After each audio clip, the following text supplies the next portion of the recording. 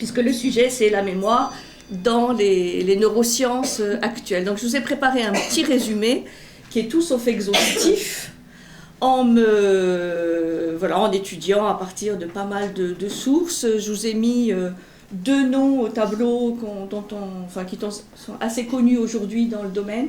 C'est Lionel Nakache, qui a écrit pas mal de choses, mais plutôt des articles, des choses un peu spécialisées, mais là, qui a sorti il y a 1 an à peu près, ce livre avec son épouse Karine Nakache, qui elle est romancière. Parlez-vous cerveau. Ah oui. Donc c'est des petits chapitres thématiques, faciles à lire. C'est parce qu'il avait donné des émissions, je crois, à France Inter, le matin, l'été dernier, et après donc il en a fait un livre. Donc c'est vraiment une belle introduction quand on connaît rien au sujet du cerveau. Donc Lionel Nakache. Un autre neuroscientifique dont on parle pas mal, notamment dans le domaine de l'éducation, c'est Stanislas Dehaene.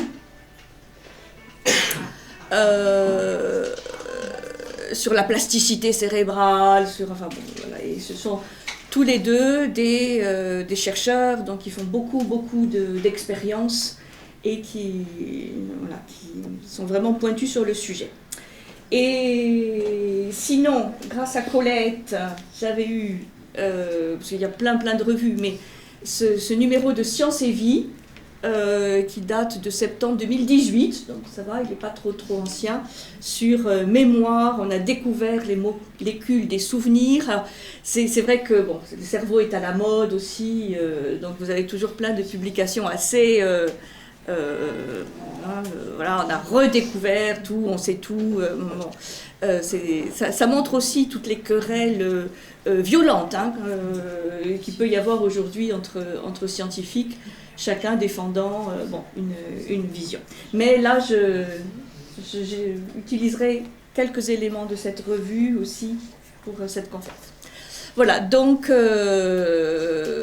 après c'est aussi pour donner envie d'étudier ce domaine qui est immense, absolument immense, sur lequel il faut être humble et savoir que vraiment on sait pas grand-chose, et sur lequel il y a énormément de découvertes grâce aux nouvelles technologies aussi, imagerie médicale, etc. Voilà, donc on se reverra d'ici quelques années pour dire tout ce qui a été dit aujourd'hui, tout est faux.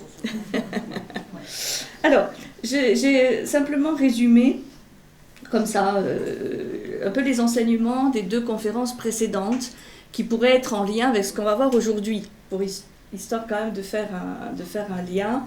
Alors, c'est pas du tout exhaustif, mais qu'est-ce que j'ai retenu, moi, des 2 conférences précédentes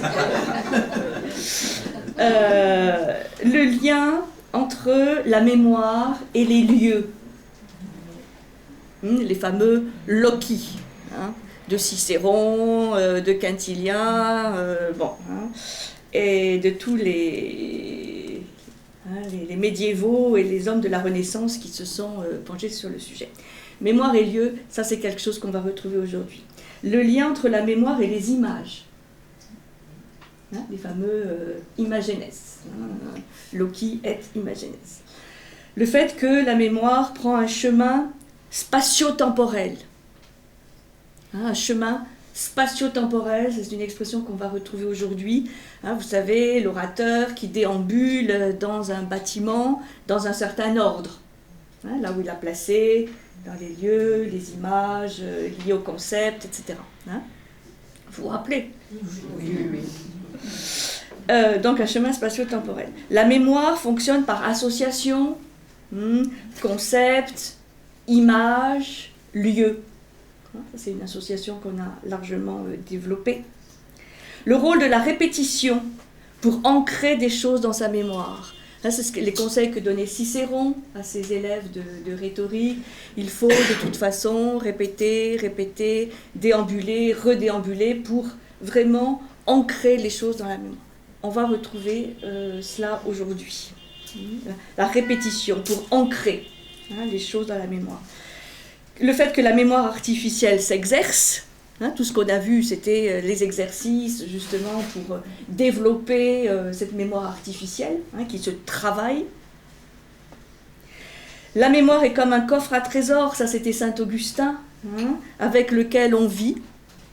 Vous vous rappelez cette très belle citation de Saint-Augustin qui allait chercher dans son coffre à trésor avec les souvenirs qui se bousculaient, ceux qu'on ne voulait pas, qui arrivaient en premier. Puis, voilà, donc ça c'était très beau.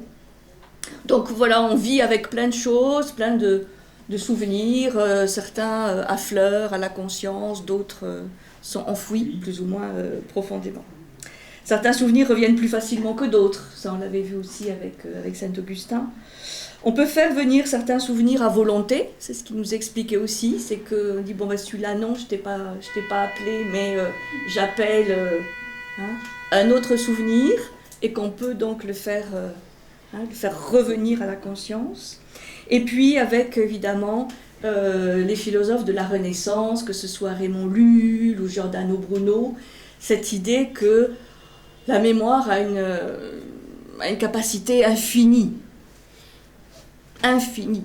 Pas que on utilise 10%, parce que ça c'est une des affirmations qui est aujourd'hui battue en brèche, mais avec ces schémas de l'univers tout entier que nous propose Lull ou surtout Giordano Bruno, ça veut dire que on a une capacité de mémoire beaucoup plus importante qu'on pourrait l'imaginer. Et comme disait déjà Cicéron, n'ayez pas peur de la saturation. Parce que, et c'est ce qu'on va voir aussi aujourd'hui, les éléments sont tout le temps en train de se réorganiser.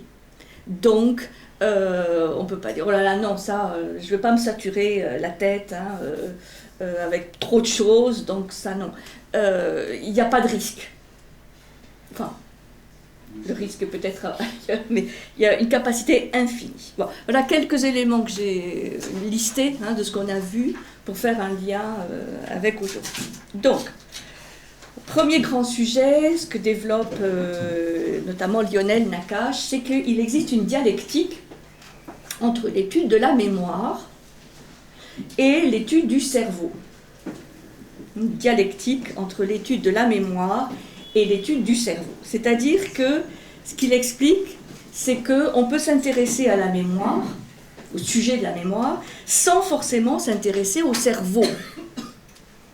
Qu'il y a de très nombreux outils diversifiés pour explorer ce sujet de la mémoire et qu'on ne doit pas faire d'idolâtrie du cerveau. C'est le terme qu'il emploie, c'est-à-dire même si, évidemment, beaucoup d'études sur la mémoire vont être reliées à des études sur le cerveau, on ne peut pas considérer que l'étude du cerveau permet de faire le tour de l'étude sur la mémoire. Et ça, ces deux auteurs, Lionel Nakache et Stanislas Dehaene, disent bien, attention, parce que comme c'est un sujet à la mode, attention à l'idolâtrie du cerveau, c'est-à-dire que tout est contenu, on va tout savoir, quand on saura tout sur le cerveau.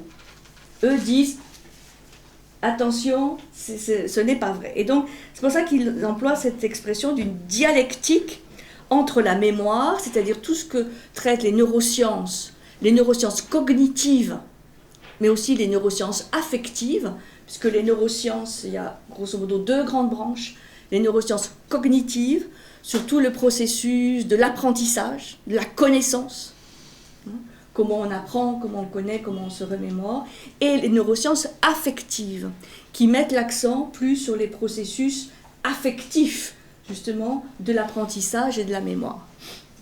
Et là, malheureusement, on a souvent des spécialistes, plus des neurosciences cognitives, et les spécialistes des neurosciences affectives, au moins en France, ont plus de difficultés à percer, parce que ça semble justement plus subjectif, moins scientifique, etc.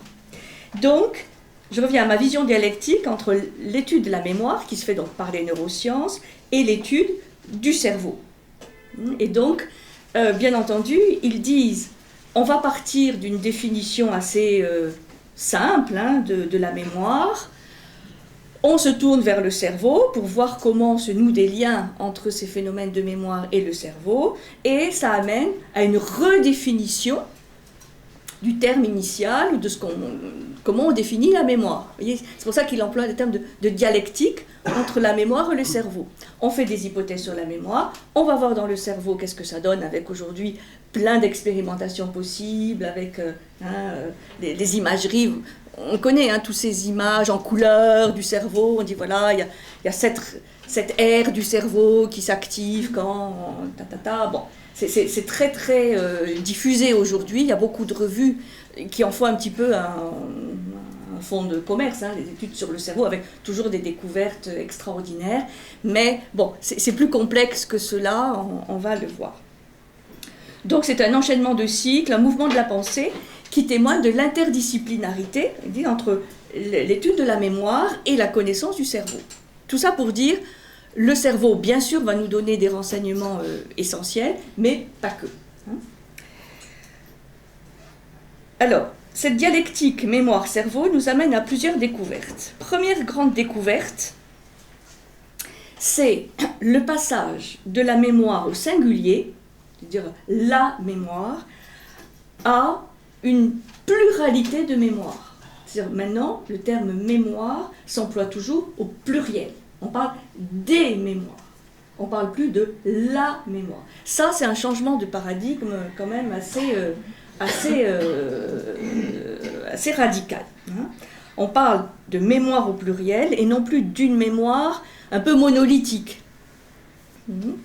Il existe une multiplicité de systèmes de mémoire. Alors, pendant très longtemps, lorsqu'on pensait mémoire ou lorsqu'on parlait mémoire, on pensait généralement à ce qui s'appelle aujourd'hui la mémoire épisodique. La mémoire épisodique, la mémoire consciente, celle, comme dit Lionel Nakache, du « je me souviens ». Je me souviens de ce que j'ai fait hier, je me souviens de ce que j'ai fait l'année dernière.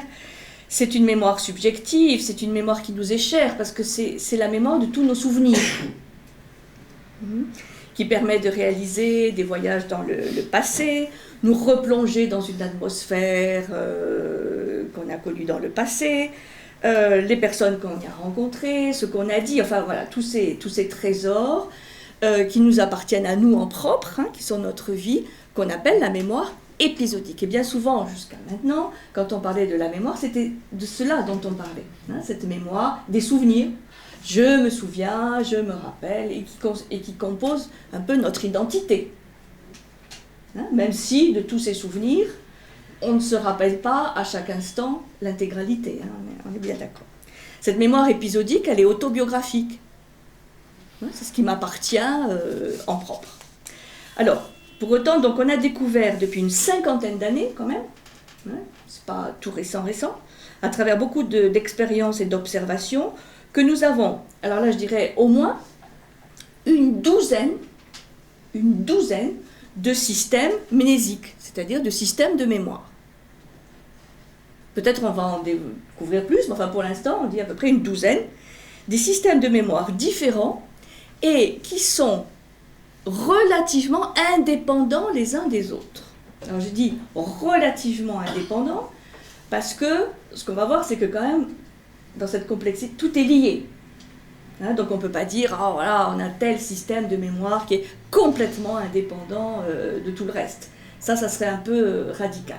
Mais relativement indépendants les uns des autres, et ça c'est très très intéressant, c'est ce qui s'observe aujourd'hui dans un certain nombre de maladies, où on peut perdre un type de mémoire sans pour autant perdre d'autres types de mémoire. On le voit dans la maladie d'Alzheimer, dans certains cas de la maladie d'Alzheimer, où on peut tout à fait ne plus se souvenir de ce qu'on a fait 5 minutes avant ou la veille, et par contre que des souvenirs très très très anciens de l'enfance remontent à la surface. Ça, c'est possible. Alors, ça s'explique justement parce qu'on a différents systèmes de mémoire. Alors, c'est réconfortant dans le sens où, quand on dit on perd la mémoire, c'est faux. On peut perdre un système de mémoire qui est affecté, qui dysfonctionne, sans perdre pour autant toute la mémoire. Vous voyez, tout ça est quand même très rassurant. Non? Oui. Et ça explique, hein, vous avez cité le cas de ma maman la semaine dernière avec ses mots croisés. Bon, ben voilà, là on a une mémoire totalement intacte, alors que tout le reste s'en va. Alors, quelques exemples.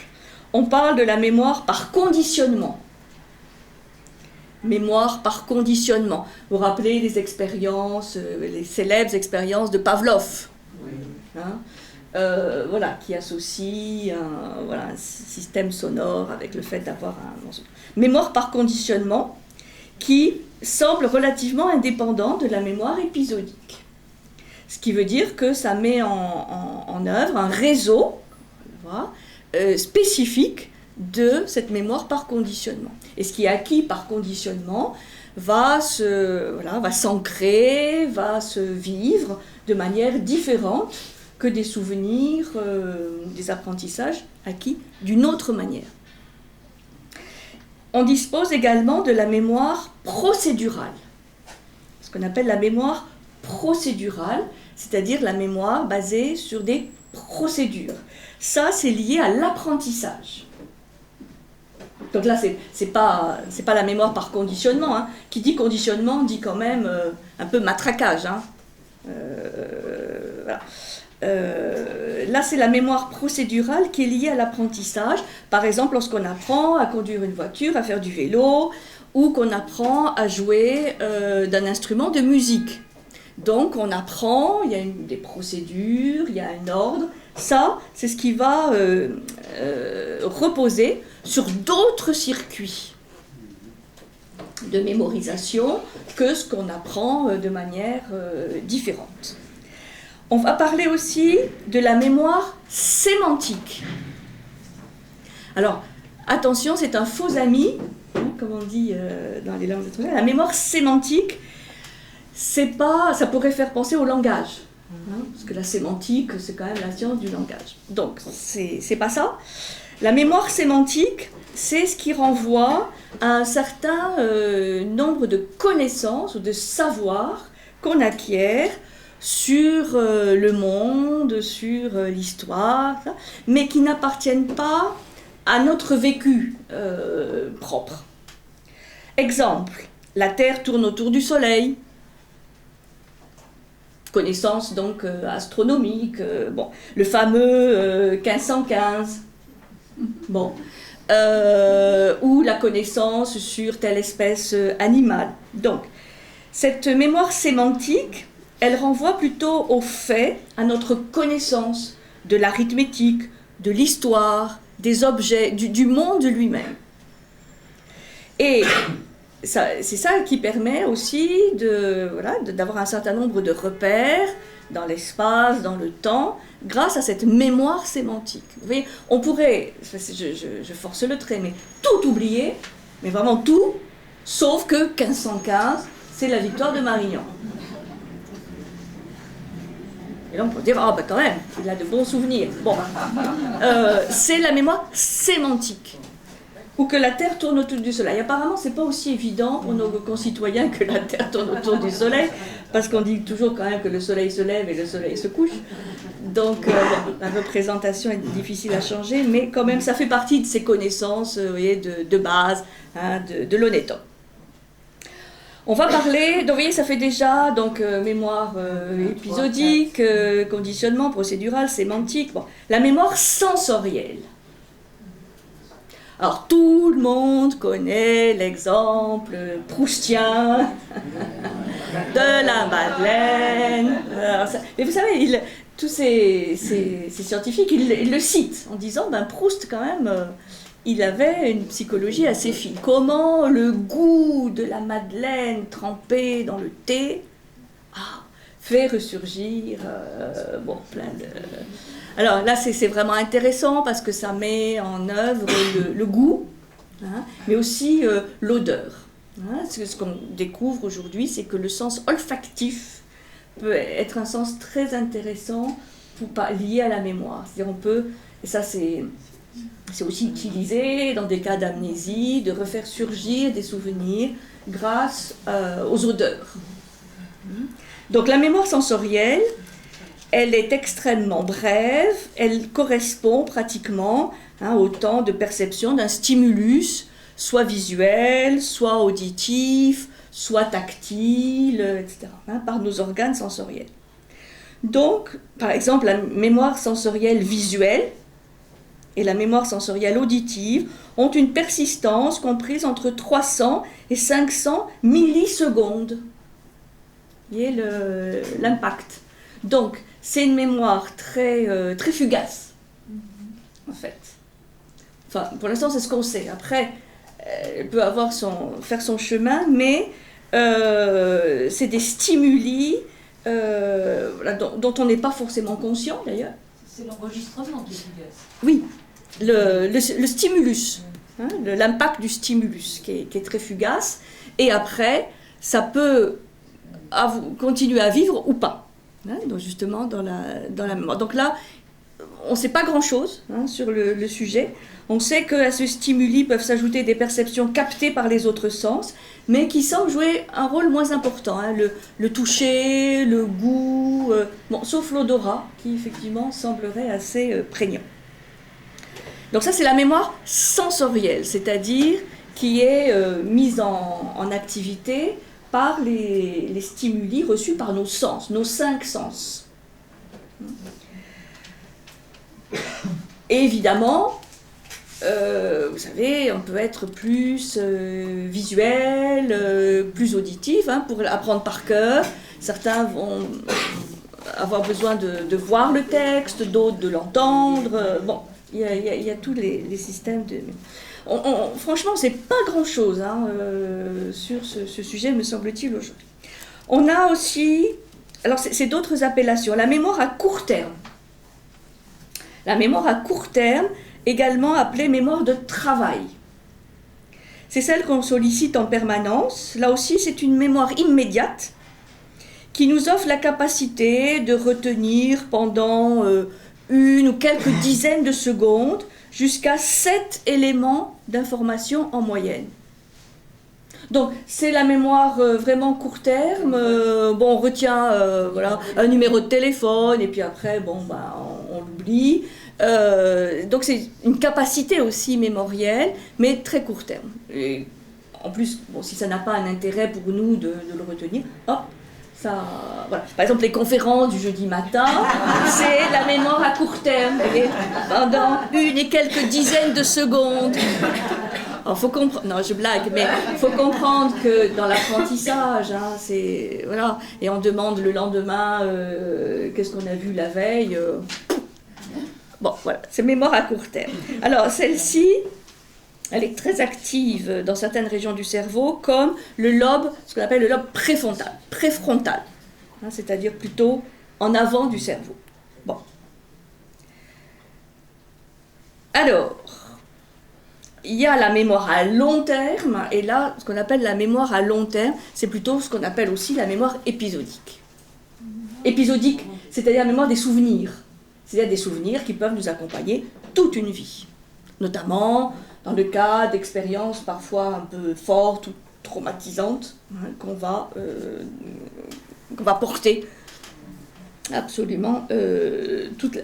Donc, c'est une mémoire d'une capacité considérable qui est dépositaire de tous nos souvenirs, de tous nos apprentissages, de notre histoire, cette mémoire épisodique. C'est pour ça que souvent, quand on parlait de mémoire au singulier, c'est de cette mémoire-là dont on parlait.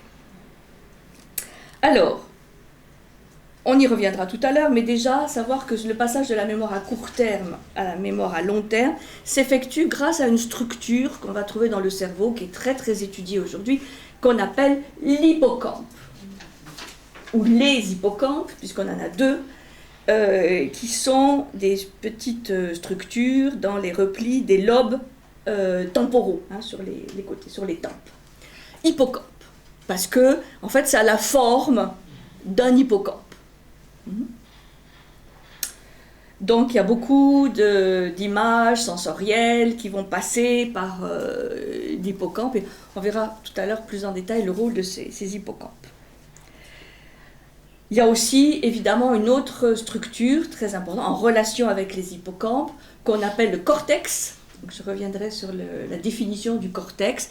Et aussi une autre structure dont on parle beaucoup dans la mémoire, plus par rapport à la mémoire affective, qui est l'amygdale. Alors attention, pas l'amygdale, voilà, hein, c'est pas parce qu'on est opéré des amygdales là qu'on n'a plus les amygdales du cerveau.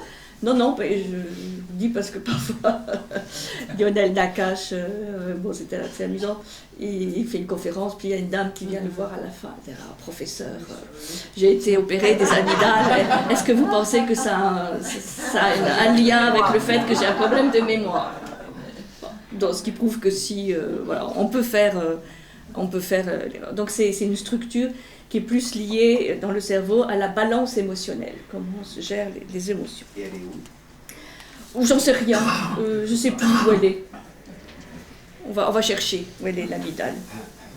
Alors, ce que dit Nakache, c'est qu'en résumé, on est ainsi passé quand même assez rapidement d'une mémoire monolithique au singulier à des mémoires au pluriel, et qu'on a, pour vraiment comprendre comment ça fonctionne, la mémoire, mais aussi le cerveau, on a besoin de cette multiplicité des systèmes de mémoire. C'est ça qui fait aussi la complexité. Hein. Donc, c'est un sujet fascinant qui a beaucoup d'applications et de conséquences, notamment médicales, puisque certaines maladies vont toucher différents systèmes, mais pas d'autres. Hein. La maladie d'Alzheimer va toucher essentiellement la mémoire épisodique, mais pas toute la mémoire épisodique, plutôt la mémoire épisodique récente. Hein.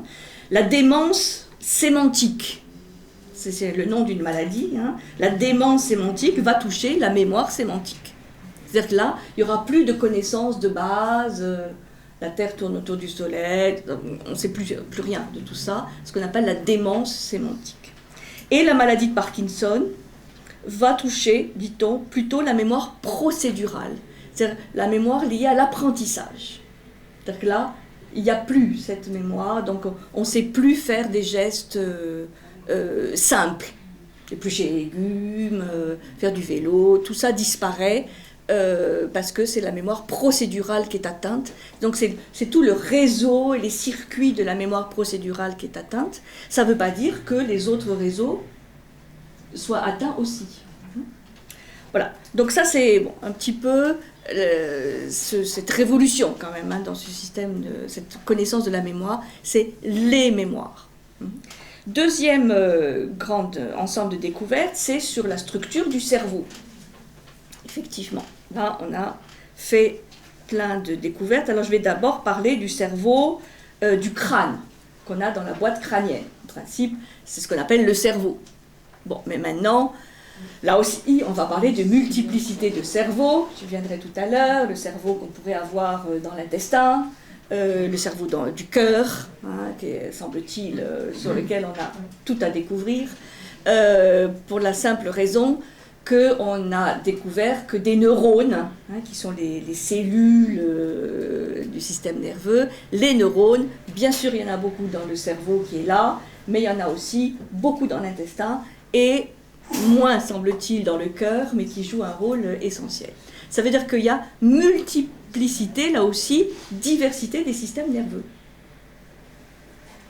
Et vous connaissez peut-être le livre, l'intestin, le deuxième cerveau, hein, où le cœur c'est un peu plus, intime pour l'instant comme connaissance, c'est moins partagé, mais l'intestin c'est assez cool, enfin c'est plus cool. Donc, le cerveau qu'on a là, dont on dit que c'est l'objet peut-être le plus complexe que nous ayons, mais à voir, parce que peut-être le cœur, l'intestin aussi sont complexes.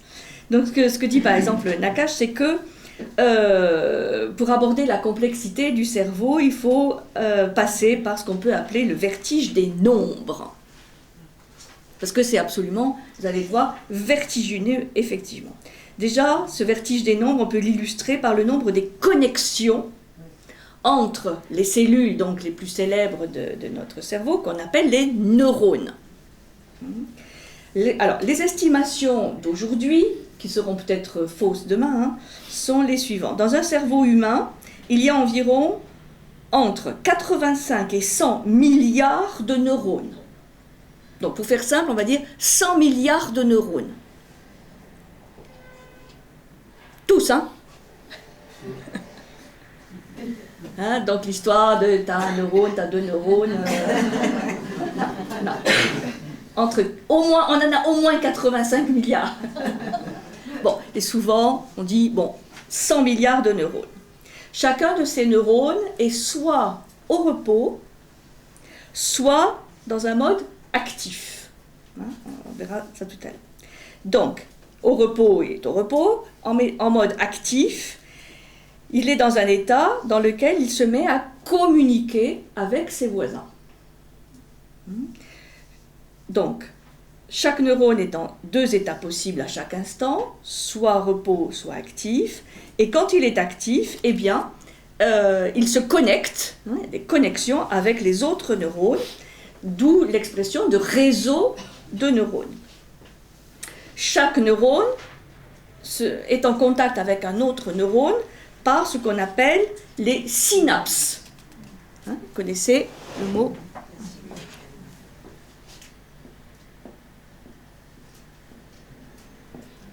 Synapse, qui vient d'un mot grec, enfin de deux racines grecques. Hein, syn, ensemble, hein, synoptique, synergie, là, hein, et aptein, qui veut dire contact, enfin entre autres. Qu'on peut traduire par contact. Donc, la synapse, c'est féminin, la synapse, c'est en fait une zone de contact entre deux neurones. C'est vrai que c'est quelque chose d'assez mystérieux, c'est une zone de contact entre l'extrémité d'un neurone et l'extrémité d'un autre neurone. Alors, en moyenne, chaque neurone se connecte à un autre neurone avec une moyenne de 10 000 synapses en moyenne par neurone. Par neurone. Une moyenne de 10 000 synapses par neurone. Donc, ce qui veut dire qu'on peut estimer, vous ferez le calcul, il a environ 100 milliards, hein, le nombre de neurones, fois 10 000 points de contact, ça fait 10 puissance 15 synapses, donc connexions, 1 million, 2 milliards de connexions nerveuses dans un cerveau. Sur une période de... À chaque instant. À chaque instant. Bon, ça dépend. Si tous les neurones sont au repos, il n'y a pas de connexion. Mais là, c'est fini, quoi. Mais en état de vie normal, entre guillemets, on peut avoir donc ces 10 000 synapses par neurone. Voilà, donc on peut parler d'1 million de milliards de connexions nerveuses dans un cerveau. Il y a le sommeil aussi. Oui, oula. Oh là là. Mais pendant le sommeil, le cerveau, il est hyperactif aussi. Donc c'est ça qu'il appelle le vertige des nombres, parce que c'est vrai que c'est... Bon, on n'imagine pas qu'on a tout ça. Il vaut mieux d'ailleurs, parce que c'est vertigineux. Donc à chaque instant, le neurone peut intégrer des milliers de messages chimiques au niveau de ses synapses, messages chimiques ou électriques d'ailleurs, au niveau de ses synapses, par le biais de ce qu'on appelle aujourd'hui, c'est assez aussi diffusé dans les connaissances, les fameux neurotransmetteurs. Les neurotransmetteurs qui sont ces substances qui font le lien justement entre un neurone et un autre par le biais de la synapse. La dopamine, la noradrénaline, la sérotonine, etc., dont on sait aujourd'hui quand même que ces neurotransmetteurs jouent un rôle énorme sur notre état de joie ou de tristesse, d'énergie ou pas, de sommeil ou pas, hein, s'il y a des insomnies. Là. Donc, voilà, on commence et il y en a plein, hein, des neurotransmetteurs. Donc, Donc, certains messages que les neurones reçoivent leur enjoignent de rester au repos, tandis que d'autres les invitent à passer en mode actif. Donc, si le neurone passe en mode actif, il envoie par sa longue queue, c'est ce qu'on appelle l'axone, des messages à tous ses correspondants. Donc, le neurone, vous avez une très belle, c'est comme une cellule, une très belle cellule, un peu comme une étoile à 5 branches. Vous avez les dendrites, qui sont des extrémités aussi extrêmement florissantes. Vous avez la queue du neurone, donc l'axone, et puis vous avez au bout de l'axone cette fameuse synapse qu'il met en relation, en réseau, en connexion avec d'autres neurones. Donc, vous voyez, ça c'est la vision qu'on a aujourd'hui, qui est vraiment très développée, de réseau, c'est-à-dire d'une complexité. Complexus, les réseaux de neurones. Ouh, ça va venir. C'est compliqué. Alors, ça dépend de plein de choses. Donc, comme il dit, contrairement au dogme autrefois enseigné de la fixité neuronale, on sait aujourd'hui que les neurones se reproduisent. Parce que, je ne sais pas, mais pendant longtemps on a dit, les neurones, ils sont donnés une fois pour toutes, et puis s'ils disparaissent, c'est fini. C'est faux. Les neurones se reproduisent, et il dit que la neurogénèse, c'est-à-dire le fait qu'il y ait des nouveaux neurones qui soient créés, ça existe à l'âge adulte, donc ça c'est aussi très réconfortant, pas se dire qu'on est dans une sorte de perte inexorable, non, ça se reconstitue, même s'il s'agit d'un phénomène limité. C'est ce qu'on dit aujourd'hui. C'est-à-dire, chez l'enfant, chez le bébé, il y a évidemment une période d'explosion neuronale, et puis après, en fonction de l'éducation, du milieu, plein de choses, des activités, il y a des connexions neuronales qui s'ancrent davantage, qui se mémorisent davantage, d'autres qui disparaissent, et donc, après, effectivement, les connexions neuronales ont tendance à diminuer un petit peu. Mais il y a toujours, même à l'âge adulte, de nouveaux neurones, donc de nouvelles connexions. Ça, c'est très important aussi dans la notion de plasticité cérébrale, qui est très à la mode aussi aujourd'hui. Naturellement ou par l'exercice ? Les deux. Les deux. C'est-à-dire que notre cerveau est constamment en train, de toute façon, de se métamorphoser, de se réorganiser. Et donc, c'est ce qu'on appelle la plasticité cérébrale, c'est de pouvoir justement enrichir certaines connexions ou activer certaines connexions qu'il n'y aurait pas si on ne s'intéressait pas à des choses inconnues, les voyages, la lecture, des choses liées à l'environnement. Et ça, c'est très important, notamment dans les applications en pédagogie. Cette notion de plasticité cérébrale qui est très importante chez l'enfant, chez le bébé, chez l'enfant, et qui ensuite peut avoir tendance à diminuer, mais là, ce n'est pas une fatalité non plus.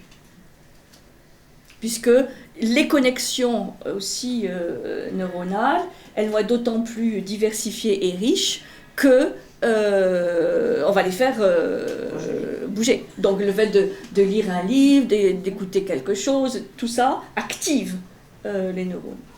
Et s'il n'y a pas, c'est pas les mêmes réseaux. Voilà ce qu'on peut. Alors, donc, les milliards de neurones, les connexions entre neurones avec les synapses, mais c'est pas tout. Il y a d'autres cellules dans le cerveau, et depuis une trentaine d'années, on étudie beaucoup d'autres cellules du cerveau qu'on appelle les cellules gliales. Gliales. G-L-I-A-L-E-S.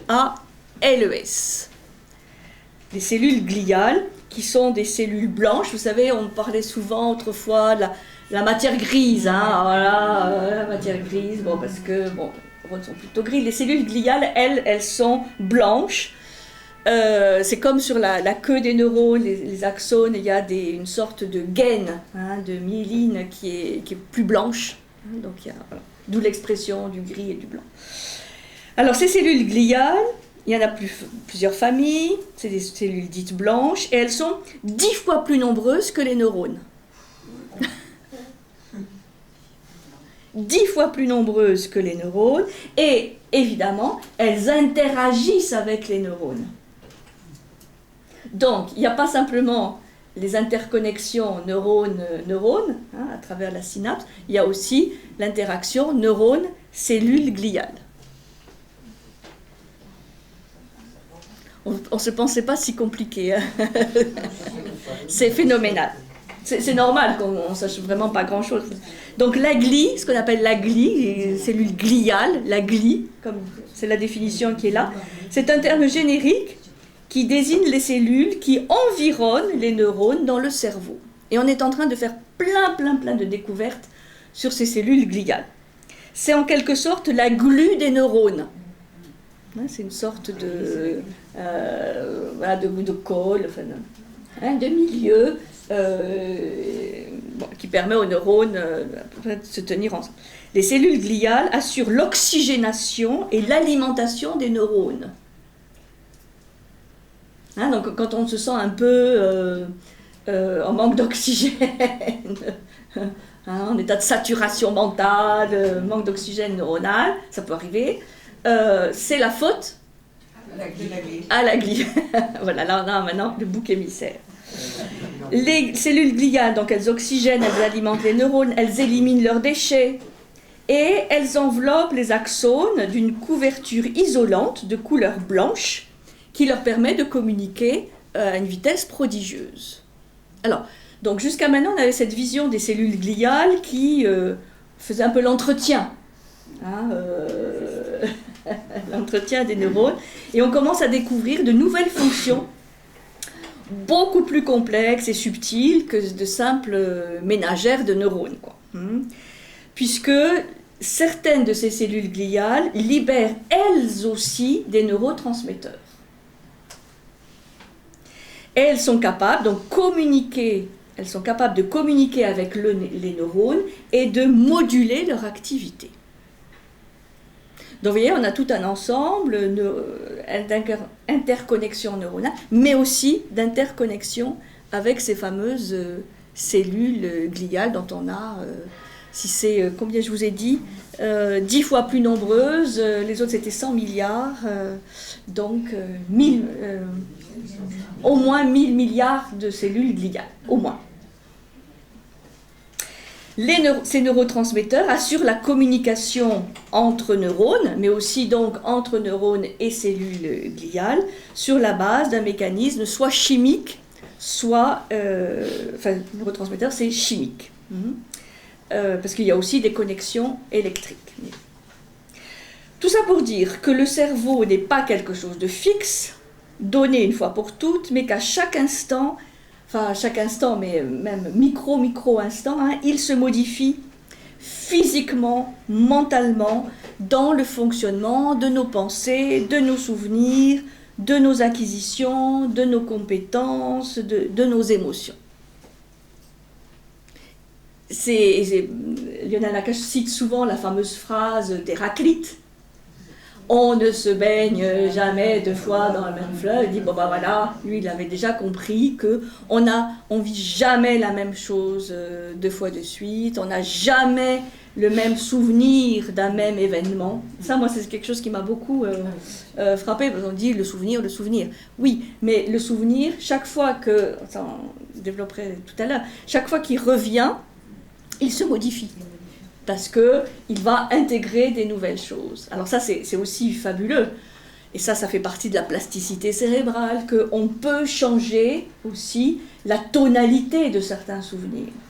Et ça, c'est utilisé, évidemment, pour les soldats ou d'autres enfants dans des pays en guerre, etc., qui ont des souvenirs totalement traumatiques. On peut agir sur ces souvenirs traumatiques pour les modifier, les alléger et donc faire en sorte que ces vies ne soient pas définitivement bousillées, enfin abîmées. Hein. Donc ça, c'est vraiment intéressant. Et ça va aussi, même sans arriver à cet extrême-là des traumas, qu'un souvenir négatif peut tout à fait se travailler de manière volontaire. Donc, la manière dont toutes ces modifications surviennent, conscientes ou inconscientes, volontaires ou pas, c'est ce qu'on appelle la plasticité cérébrale. Notre cerveau, il est plastique. Les cellules qui composent le cerveau ne sont pas rigides, elles ne sont pas fixées, elles ne cessent de se modifier et d'être plastiques. Donc, si on vous présente 2 fois la même information, on ne va jamais la percevoir de la même façon. Puisque d'un instant à l'autre, depuis qu'on a commencé, là, tous nos cerveaux ont changé. Tous nos cerveaux ont changé. L'éternel retour, ça n'existe pas. À l'identique, non, jamais. À l'identique, non. À l'identique, non. Donc, comme Nakache dit, pour comprendre cette plasticité cérébrale, parce que c'est quand même complexe, on a besoin d'une approche multi-échelle.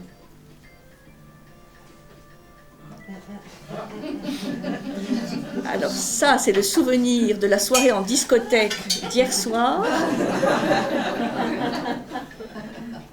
Pourtant, on est dit en début de séance. Je vais arrêter. Mais c'est comme le cerveau, il nous échappe. Donc, ce qu'il appelle une approche multi-échelle, c'est-à-dire de comprendre comment ce cerveau fonctionne à de multiples, différents plans de réalité et se transforme aux différents niveaux qu'on a envisagés. C'est-à-dire qu'il y a une échelle moléculaire, il y a une échelle génétique, il y a une échelle cellulaire, il y a l'échelle des réseaux, et c'est ça qui permet de comprendre le cerveau dans son intégralité.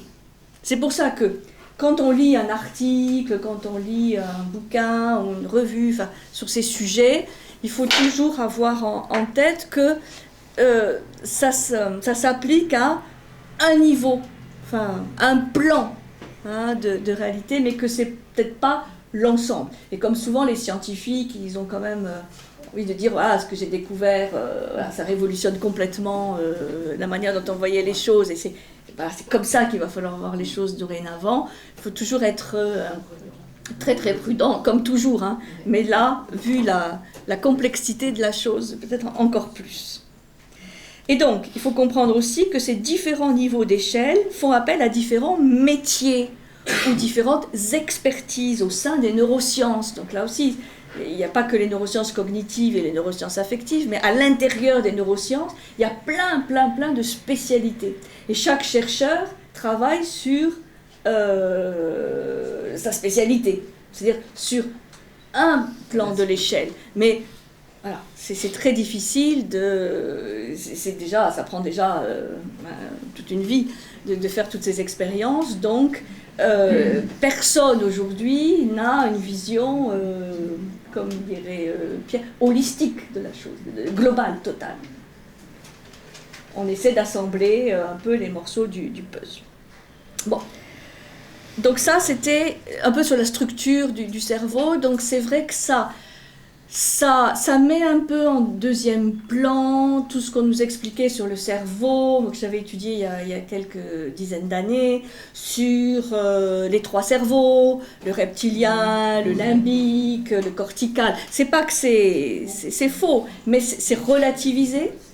C'est-à-dire que les émotions, c'est pas que le limbique, les instincts, c'est pas que le reptilien, et le cognitif, c'est pas que le cortex, le cortical. Bon, donc c'est toujours valable, mais c'est remis dans une sorte de complexité plus grande. Et pareil sur les hémisphères. Il y a toujours l'hémisphère droit, tant qu'on n'a pas été trépané, il y a l'hémisphère droit et l'hémisphère gauche, dont on nous disait de manière un peu dogmatique, voilà, le gauche c'est le rationnel, la logique, la chronologie, et puis l'hémisphère droit c'est l'artiste, etc. Et puis au milieu le corps calleux. Alors, tout ça continue à être juste, il y a toujours les 2 hémisphères, il y a toujours le corps calleux. qui fait justement le lien entre les deux hémisphères et qui permet normalement de pouvoir, dans une même situation, gérer à la fois, en même temps, le gauche et le droit. Alors que souvent dans notre fonctionnement, vous avez expliqué qu'on était plutôt en alternance. Hein, il y a certaines situations où c'est le gauche, et puis après il y a le droit qui prend le relais ou pas, enfin, avec une hypertrophie souvent de l'un hémisphère par rapport à l'autre. Et parce que le corps calleux ne joue pas forcément son rôle. Là aussi, ça fait partie des mystères du corps calleux. Là, il en parle du corps calleux. Donc, tout ça reste, vous voyez, toujours valable. Hein, les aires aussi, les aires du langage, la fameuse aire de Broca, le langage ça, bon, tout ça, hein, on ne peut pas dire que ce soit tout faux, mais c'est remis dans un contexte beaucoup plus complexe et général des réseaux, hein, des réseaux de connectique entre neurones, entre les cellules gliales, les neurones, etc. Et puis vous avez, comme je dirais tout à l'heure, le chercheur américain qui dit, bon ben tout ça, c'est la vision des connexions, c'est l'ancien paradigme. Moi, j'ai trouvé voilà, le nouveau paradigme qui était, bon, entre autres, ce qu'on appelle aujourd'hui l'épigénétique. Bon. Ça va ? Hein, donc, il ne faut pas tout mettre à la poubelle, simplement. Bon, être très prudent, il faut bien regarder les dates. Voilà, hein, de parution de tous ces articles, parce que ce qui est un peu ancien, là on est à peu près sûr que c'est obsolète. Alors, d'autres découvertes au sujet cette fois de la mémoire épisodique. Là on va surtout parler de la mémoire épisodique, hein, celle qui nous tient à cœur, parce que c'est la mémoire de toute notre vie. Alors, là aussi il faut se défaire d'un certain nombre de clichés. La mémoire n'est pas stockée quelque part.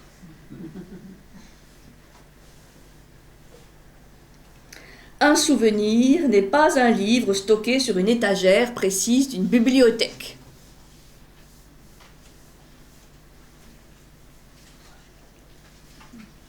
Alors là, on pourrait se dire, ça va à l'encontre de ce qu'on a vu, hein, avec les lieux, les images, bien... Un souvenir consiste plutôt en la réactivation d'un réseau.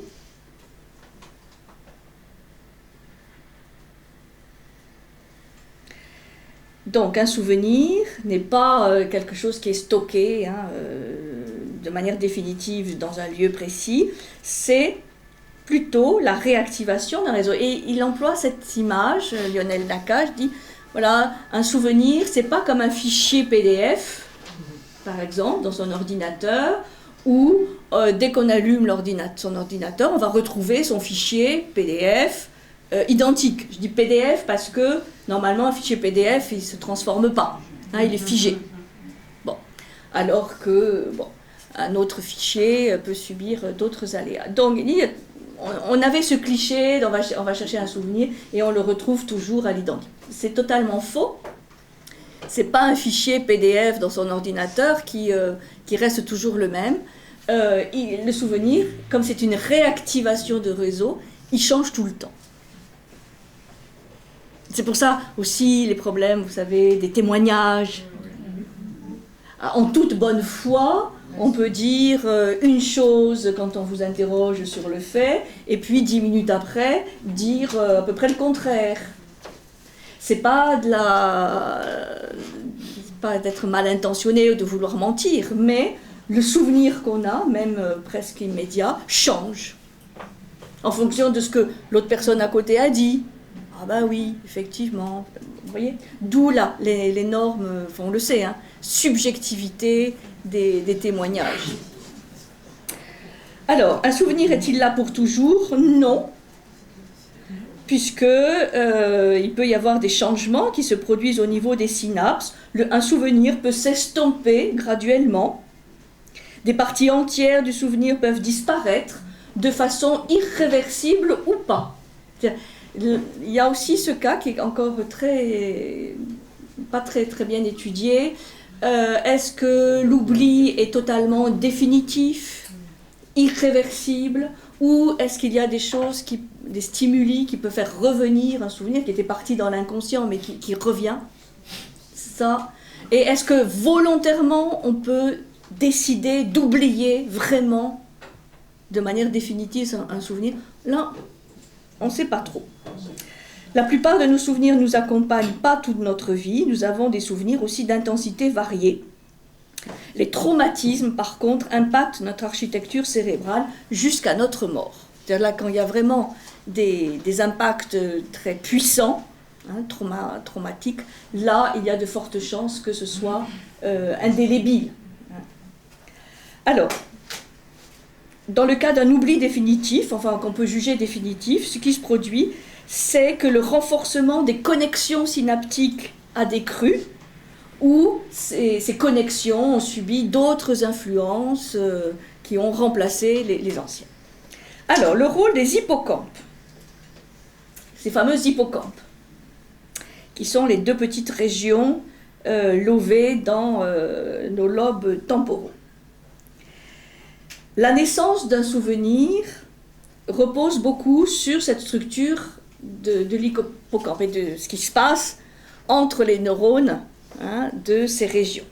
Les hippocampes jouent comme un rôle de chef d'orchestre. Ce que nous vivons à un moment donné combine plusieurs attributs. Il y a des images, il y a des sons, il y a des émotions, il y a des odeurs, des paroles, enfin, on est dans un contexte très coloré, très varié. Des sons, des odeurs. Bon. Chacun de ces attributs est interprété par un réseau cérébral distinct. Donc il va y avoir le réseau, mettons, olfactif, le réseau auditif, le réseau visuel, et tout ça va converger vers ces connexions neuronales des hippocampes.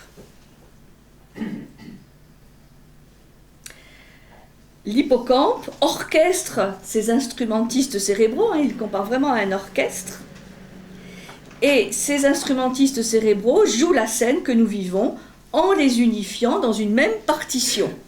C'est pour ça qu'un souvenir, par exemple là maintenant, c'est une salle, c'est des personnes, c'est des paroles, c'est des sons, il peut y avoir des odeurs, si on sent l'odeur du café qui va venir.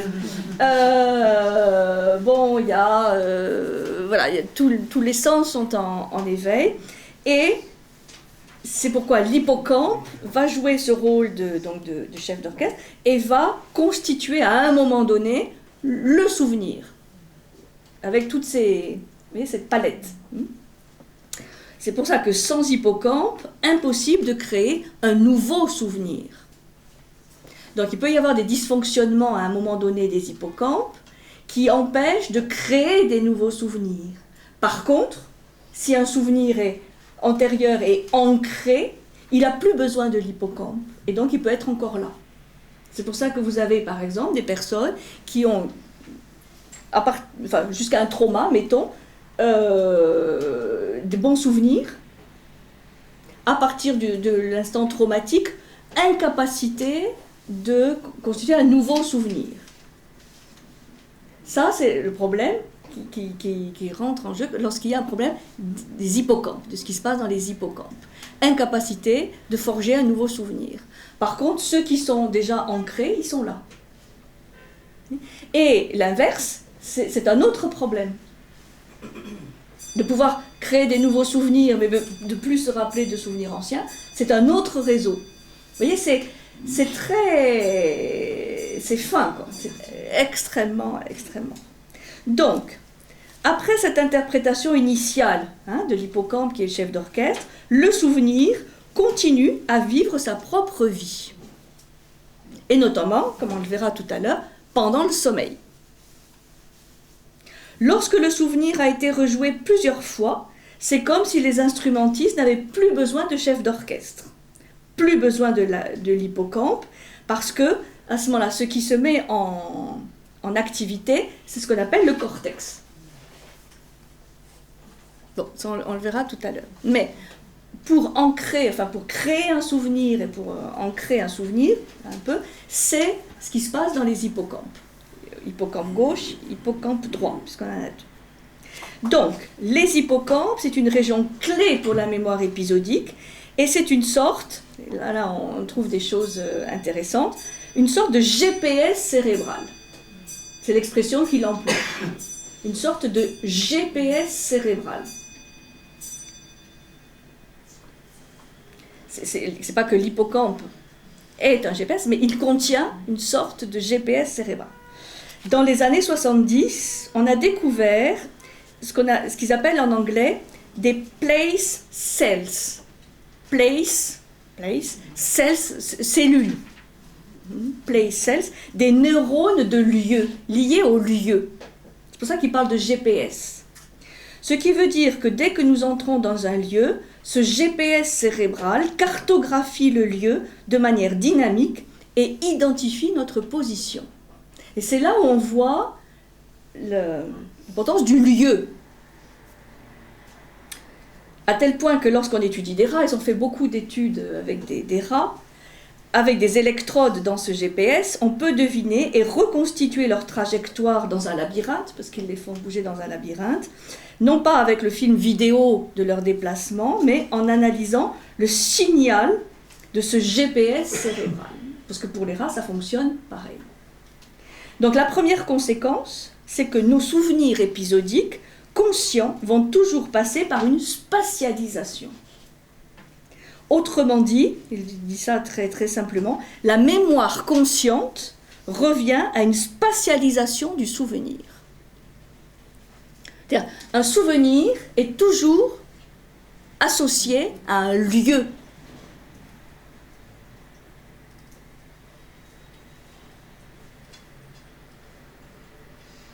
Voilà. Donc vous venez ici, par exemple, depuis un certain temps. Donc quand vous revenez dans cette salle, bon ben voilà, ça active un certain nombre de choses. Monsieur qui vient pour la première fois, dans cette salle, il va avoir un autre souvenir. L'hippocampe, voilà. Et pour nous qui sommes habitués, voilà, ça... Par hasard, on a découvert que pendant que nous dormons, dans les phases de sommeil profond, le GPS cérébral se rallume et va jouer en accéléré des centaines et des milliers de fois les trajectoires physiques que nous avons effectuées la veille. On bosse pendant la nuit, je ne le dis pas. Donc c'est pour ça qu'on est fatigué le matin. En rejouant ces trajectoires, on consolide le souvenir épisodique, le souvenir de ce que nous avons vécu la veille. Et ça se fait à notre insu. C'est-à-dire toutes ces trajectoires spatiales, voilà, elles sont réactivées la nuit. C'est pour ça que c'est important aussi d'avoir un bon sommeil profond, parce que c'est la base de la consolidation des souvenirs. Et si on ne dort pas bien, si on est affecté dans le sommeil, eh bien, la consolidation des souvenirs ne va pas se faire aussi bien. Donc ce GPS cérébral se remet en route. Ça veut dire que lorsque le souvenir se consolide, et c'est pour ça qu'après, il n'y a plus besoin des hippocampes, pour un souvenir déjà ancien, ancré, lorsqu'il se consolide, il réintègre des choses qui n'y étaient pas au début. Alors ça, c'est vraiment intéressant, parce que lorsqu'un souvenir est consolidé, il va se rajouter d'autres choses. Ou lorsqu'on fait venir de manière volontaire un souvenir à la conscience, qu'on essaie de se rappeler une maison, un lieu, les gens qu'on y a rencontrés, tout ça, ce souvenir va se colorer de, par exemple, l'état émotif, dans lequel on est à ce moment-là. Et c'est comme ça que le souvenir va se transformer. Et que le lendemain, mettons l'image, si on fait à nouveau revenir ce souvenir, il sera transformé. Vous voyez ? Ça, c'est vraiment aussi un cliché qu'on pouvait avoir quand on dit il ne faut pas ressasser toujours les mêmes choses, les mêmes souvenirs, etc. ça voulait dire que bon, on ressasse toujours les mêmes choses de la même manière. C'est impossible. Alors ça ne veut pas dire qu'il n'y ait pas des obsessions, des idées circulaires, des choses qui tournent un peu en boucle, mais le souvenir est constamment en train de se transformer. Et notamment grâce au sommeil. Il dit, bon, on découvre des choses parfois par hasard, c'est-à-dire on fait une expérimentation pour une chose et puis on découvre autre chose. Alors, la dynamique des souvenirs, c'est un des sujets d'étude des neurosciences. Les souvenirs sont en perpétuelle métamorphose. Et, comme je vous ai dit tout à l'heure, dans certains cas, on peut décider volontairement de changer la nature d'un souvenir pour ne pas subir toute sa vie un souvenir douloureux, par exemple. Alors, c'est très complexe parce que les mécanismes de l'oubli, il y a plusieurs formes d'oubli, il peut y avoir aussi des télescopages, des condensations, des déplacements, enfin, qui font que voilà, cette matière de la mémoire épisodique, elle est constamment en métamorphose. On n'a pas, évidemment, mais heureusement, ce sentiment d'être constamment en perpétuelle métamorphose. Hein, quand les Chinois disaient qu'on est vraiment dans le courant d'un fleuve, que tout se transforme, ou Héraclite, bon ben voilà, ils avaient capté une belle chose. Cette possibilité de changer, c'est une décision de l'esprit. Une décision de l'esprit ? Oui, ça dépend de ce qu'on appelle l'esprit. Ils disent, bon, on peut décider volontairement. Voilà, je prends tel souvenir et je décide. Bon. Alors après, ce qui va se passer dans le sommeil, ça c'est quelque chose qui nous échappe. Il faut aussi accepter qu'il y a plein de choses. C'est toute la relation qui dit. Ce qui est passionnant, c'est qu'on prend conscience aussi de l'interaction entre le conscient et l'inconscient. Et donc, mais il faut savoir que pendant le sommeil, et dans certaines phases de sommeil, il y a vraiment des métamorphoses qui se font et qui peuvent nous faire oublier certaines choses. Et forcément, on ne se rappelle pas, et heureusement, de tout ce qu'on vit le lendemain, de ce qu'on a vécu la veille. Il y a quand même plein de choses qui sont évacuées. Heureusement, vous vous rendez compte ? Si chaque matin, il fallait... recharger la barque. Déjà que c'est pas simple en ayant oublié la moitié. Et le rôle de l'imagination qu'on avait évoqué au tout début, de l'imagination avec la mémoire. Ben oui. Alors ça, c'est un sujet quasi vierge. D'accord. Ça fait l'objet d'un autre cycle. Non, c'est que en fait, on ne sait pas grand-chose. On ne sait pas grand-chose de comment ça fonctionne, sauf que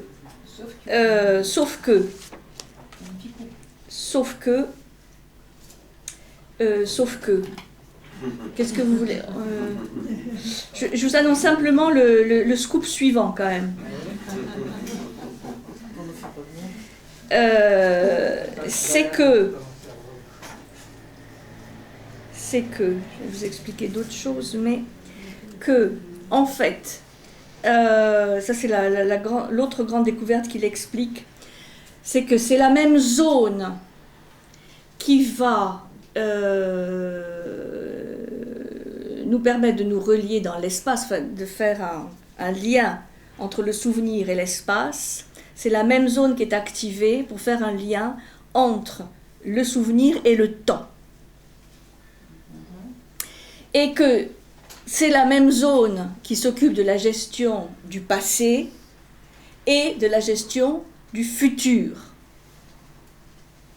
Ce qui voudrait dire que si on a un dysfonctionnement, par exemple comme dans certaines maladies d'Alzheimer, pour se rappeler d'éléments passés, on va aussi avoir des problèmes pour se projeter dans le futur. Ce GPS cérébral, comme il l'explique, c'est une sorte d'outil de projection dans l'espace, dans le temps, passé, futur.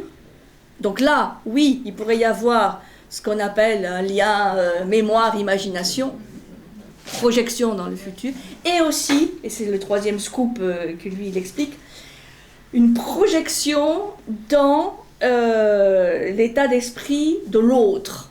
C'est la capacité de sentir l'autre, de sentir ce que l'autre pense, ou ce que l'autre ressent, qui est la base de tout ce qu'on appelle l'empathie, l'altruisme, etc. Donc il dit, c'est dans cet hippocampe, dans ces hippocampes, il y a une sorte de vraiment d'outil de projection hyper complexe, hyper total, spatial, temporel et en lien avec l'autre. En lien, et pas simplement émotionnel, mais aussi de sentir ce que l'autre pense, ce que l'autre ressent, etc. Et c'est pas simplement l'histoire des neurones miroirs, c'est que là il y a vraiment dans ces hippocampes quelque chose, un outil hyper sophistiqué. Et que ce sont les mêmes zones, c'est ça qui est intéressant, c'est qu'ils sont capables de voir que ce sont les mêmes zones qui sont activées quand on se rappelle d'un souvenir passé, ou quand on essaie de se projeter dans l'avenir, ou qu'on est en lien avec quelqu'un d'autre. Donc les hippocampes, c'est pour ça qu'on parle beaucoup des hippocampes, c'est une zone vraiment très importante. Et par rapport au lien, mémoire, imagination, puisque c'est la gestion du temps en fait.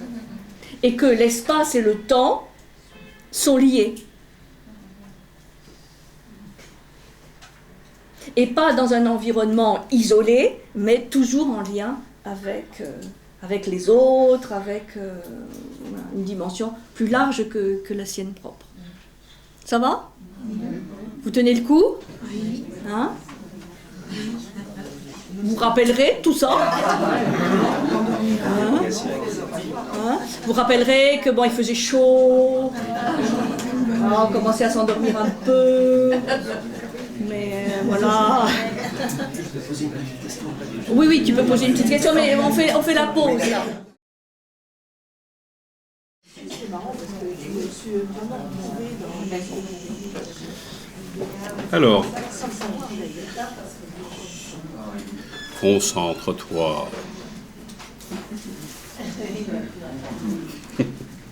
Non, pas tout. Me dis pas ça en fronçant les sourcils. On sent une contradiction interne. Le même système cérébral qui nous permet de nous rappeler le passé, qui nous permet de nous projeter dans l'avenir. Hein, ça, vous avez compris. Donc, c'est vraiment une capacité qui gère l'espace, le temps dans toutes les dimensions. Comme il dit, la mémoire épisodique serait donc une facette d'un système beaucoup plus vaste qui comporte deux caractéristiques, se projeter dans le temps et dans l'espace. Et il dit, on ne s'arrête pas là, il y a un troisième voyage sous-tendu par le même système cérébral, ce même réseau cérébral, c'est celui qui nous permet de nous relier d'un esprit à un autre. C'est ce qu'il appelle la theory of mind, la théorie de l'esprit. Bon, ce qui permet on a une aptitude à simuler le fonctionnement mental d'autrui, c'est-à-dire de se représenter l'attention d'autrui, sa distraction. Enfin, c'est une métafonction de projection en fait, ce qu'il y a dans ces hypothèses. Projection dans l'espace, dans le temps et dans l'esprit, dans l'état d'esprit d'autrui. Et ça, donc c'est une unicité d'un système cérébral sous-jacent qui est découvert. Et ça permet l'étude de maladies mentales, maladies mentales, en relation, par exemple, avec la cognition sociale, la relation à l'autre, par exemple, comme l'autisme, où il y a donc certaines perturbations qui expliquent que le rapport à l'autre, peut être altéré, en tout cas différent du fonctionnement. Alors, il donne un exemple, je trouvais ça intéressant, vous connaissez peut-être, ils avaient fait un test. C'est le test qu'ils appellent Anne et Sally, ces deux petites filles. Ces deux petites filles, elles ont chacune une poupée et elles mettent chacune sa poupée dans une jarre. Donc, il y a deux jarres, chacune met sa poupée dans une jarre. Il y a une petite fille qui sort de la pièce et pendant ce temps, sa copine change de place là où elle a mis sa poupée, elle la met dans l'autre jarre. La petite fille qui est sortie revient et on demande aux personnes qui ont vu la scène, à votre avis, la petite fille, elle va rechercher sa poupée dans quel jarre ? Et jusqu'à un certain âge, on dit jusqu'à l'âge de 4 ans, il est normal que l'enfant dise « Ah, elle va rechercher sa poupée dans la nouvelle jarre. » Parce qu'on a vu que la poupée avait été transformée, translatée. Parce que nous, on l'a vu, les enfants imaginent que la petite fille qui est sortie aussi le sait. C'est-à-dire qu'il y a une incapacité à distinguer ce que moi je perçois et ce que l'autre a perçu. Donc ça c'est normal jusqu'à 4 ans. Parce que, il y a un fonctionnement cérébral qui empêche de distinguer les deux phénomènes, le processus. Si ça se poursuit à un âge plus avancé, c'est qu'il y a un dysfonctionnement de la perception de l'autre. Se mettre à la place de l'autre. C'est-à-dire de se rendre compte que la petite fille, elle n'était pas là quand on a changé sa poupée de place. Donc elle ne peut pas savoir. Et donc de dire, la petite fille, elle va chercher sa poupée là où elle l'a laissée. Vous voyez, c'est ce genre d'expériences qu'ils font pour aller plus loin dans comment ça se passe, la représentation de soi, la représentation de l'autre, par exemple. Bon, tout ça pour dire, justement, cette theory of mind, c'est-à-dire de rentrer dans l'état d'esprit de l'autre, se mettre à la place de l'autre. Et ça, les neurosciences affectives, évidemment, la notion d'empathie, etc., vont beaucoup développer. Et s'il y a des altérations, il peut aussi y avoir cette incapacité de se mettre à la place de l'autre, de comprendre l'autre, de sentir l'autre. Et donc, vous voyez, il y a plein d'applications. Alors, ça, c'est, je vous ai expliqué un peu Nakache, avec les découvertes sur cette mémoire épisodique, ce GPS, donc c'est un grand, vaste système de projection. Après, il y a plein d'autres pistes de recherche et de découverte. Alors, là, je vous expliquais deux, trois autres choses. Les autres pistes de découverte. La grande découverte dont on parle beaucoup aujourd'hui, c'est l'épigénétique. Épigénétique. Et c'est vrai que c'est un aspect récent de la génétique et qui révolutionne complètement nos connaissances. Alors, pour resituer, on dit que dans les années 60, 70, c'était un peu l'époque, on appelle aujourd'hui avec le recul, le tout génétique. Hein, c'est-à-dire que la génétique est issue de la découverte de l'ADN, la double hélice de l'ADN, développe une vision de l'être humain quand même profondément soumise à son code génétique. Réputé inaltérable, non modifiable, donc à la limite on va presque parler du gène de la délinquance, dont on ne peut que subir les choses. Ça, c'est la génétique. Alors, épigénétique, c'est la nouvelle science, on peut dire, du XXIe siècle, parce que c'est quand même assez récent, nous offre des perspectives très différentes. Il n'y a pas de tyrannie des gènes, il y a d'autres facteurs qui interviennent, notamment tous les facteurs qu'on va lier à ce qu'on appelle l'environnement. C'est-à-dire que les gènes sont ce qu'ils sont, mais leur expression concrète est fortement soumise à l'influence de l'environnement cellulaire. Donc, ce n'est pas les gènes en eux-mêmes qui changent, vous voyez, ce que j'ai compris, ce n'est pas les gènes qui changent, c'est leur expression. L'épigénétique étudie l'influence de l'environnement dans lequel vit la cellule dans l'expression des gènes, c'est-à-dire dans la production de protéines par les gènes, puisque les gènes produisent des protéines. Bon, vous ne savez pas ça par cœur, moi j'ai découvert ça, franchement pas mon domaine. Voilà, donc les gènes produisent des protéines, et selon l'environnement, ils en produisent, ou pas, ou plus. Donc, et l'environnement, c'est très vaste, hein. C'est pour ça que, par exemple, en matière éducative, aujourd'hui, on parle beaucoup d'épigénétique, parce que selon l'environnement, si c'est beau, si c'est coloré, si c'est pas beau, si c'est bienveillant, si ça l'est pas, etc., ça va modifier l'expression des gènes des enfants. Alors ça, c'est quand même une révolution. Donc, et évidemment, quand on parle de gènes et de cellules, ça concerne les neurones, hein, qui sont des cellules. Donc le fait de disposer de certains gènes n'implique pas forcément que ceux-ci produisent les protéines correspondantes.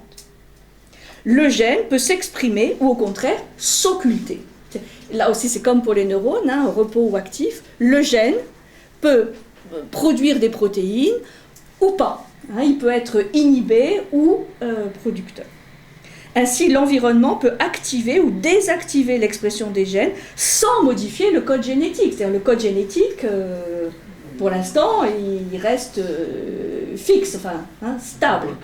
Hein? Oui, après, on peut le trafiquer, ça c'est autre chose. Elles s'organisent génétiquement modifiées. Mais on est avec un code génétique. Par contre, l'expression de ce code génétique, on pourrait imaginer, je ne sais pas si ça peut exister, mais deux personnes avec le même code génétique et avoir des comportements différents selon l'environnement. Et ce qu'on sait, là je me suis servi de l'article de Jean-Pierre Ludwig sur l'épigénétique qui est dans la revue, la fameuse revue que vous avez eue, certains. Les mécanismes épigénétiques sont réversibles et peuvent parfois se transmettre aux générations suivantes. Vous voyez, donc là, tout ça est très mouvant.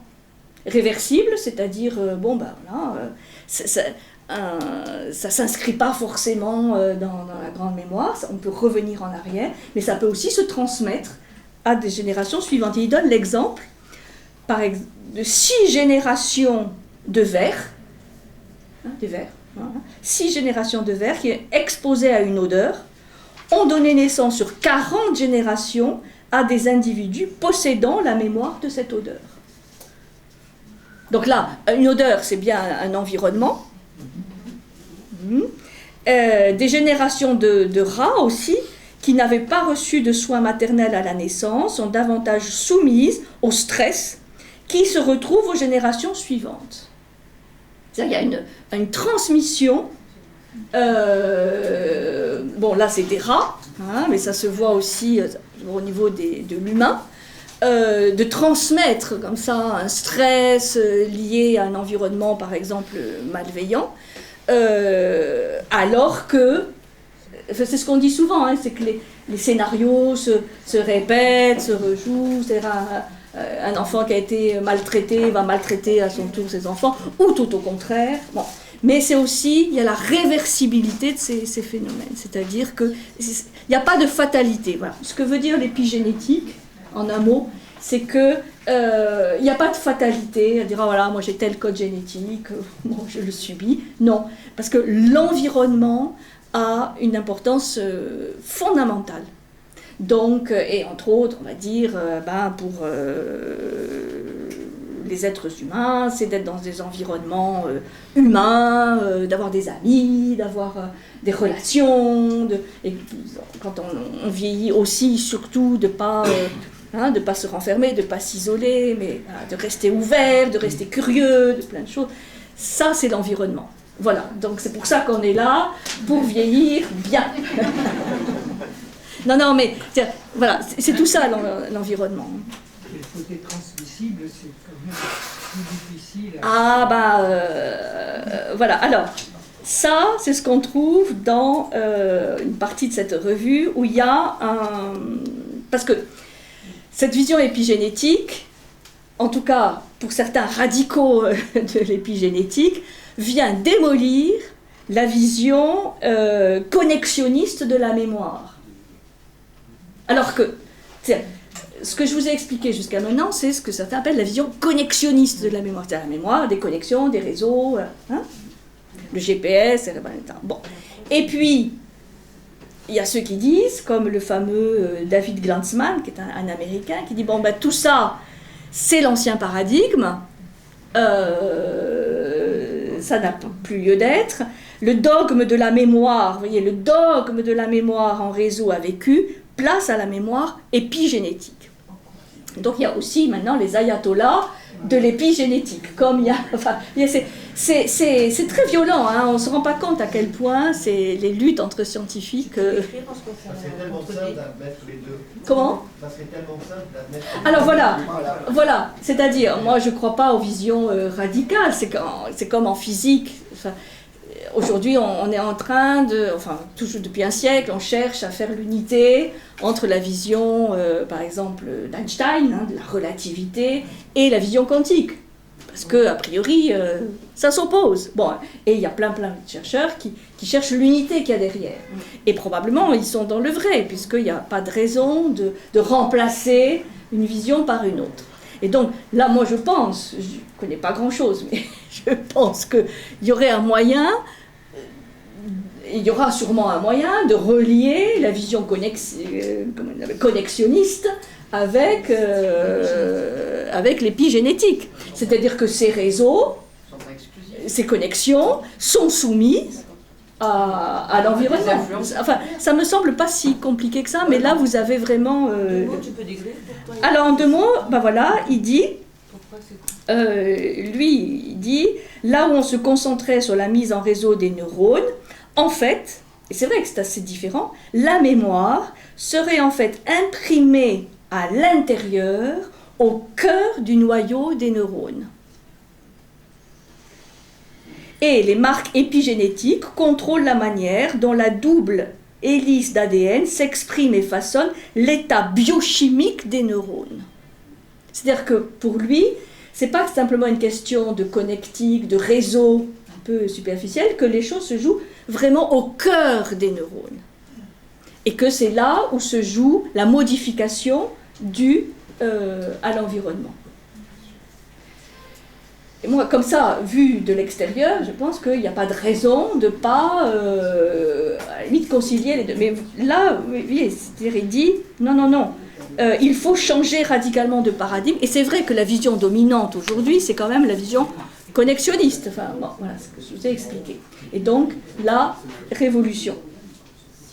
Cette mémoire génétique, parce qu'il explique, cette mémoire épigénétique relie tout le vivant, parce que ça se retrouve chez les bactéries, les végétaux, les animaux, l'être humain, et c'est un fonctionnement antérieur à l'apparition des neurones.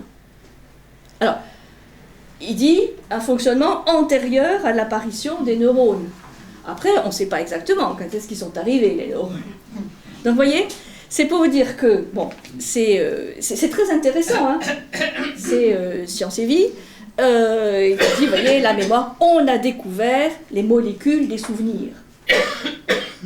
Et ça va très loin, parce qu'il donne des exemples d'expériences qui ont été faites, où ils ont, dans une seringue, pris justement cette substance à l'intérieur du cœur de certains neurones, donc c'est la molécule de souvenir, et qu'ils ont injecté, pas chez l'humain encore, mais qu'ils ont injecté à un autre individu.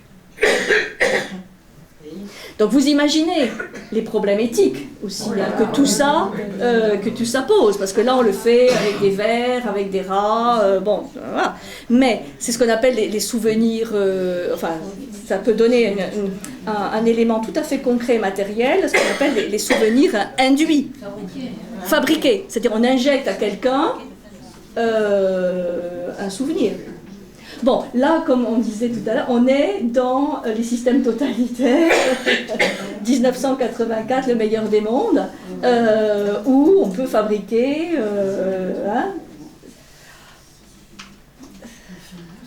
ça, mais aussi le côté positif, et il y a plein d'exemples aussi de choses qui se font déjà en médecine, de restaurer... de restaurer des systèmes abîmés, enfin, hein, c'est comme le transhumanisme, enfin, l'homme augmenté, bon, ben, c'est aussi, voilà. Donc là, ça pose évidemment la finalité, l'éthique, enfin, voilà. Et les comités d'éthique, en général, ils sont en train de courir derrière les recherches qui se font, et ils ne peuvent pas faire beaucoup changer les choses, malheureusement. enfin, vous savez, il y a eu très longtemps un comité d'éthique. Bon, bah, les conclusions sont quand même assez. Alors. Donc ça, c'est... Alors, c'est pas pour discréditer l'épigénétique, hein, attention. Je pense que c'est un vaste domaine dont on va continuer à entendre parler. C'est toute l'influence de l'environnement sur l'expression des gènes. Alors, autre piste, hein, bon, c'est une autre piste, ce qu'on appelle les neurones miroirs.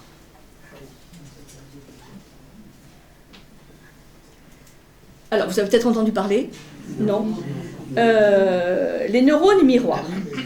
Ça, c'est extraordinaire. Les neurones miroirs, l'expression a vu le jour en Italie, sous la plume d'un certain Giacomo Rizzolatti. Les Italiens, à la mémoire. Hein.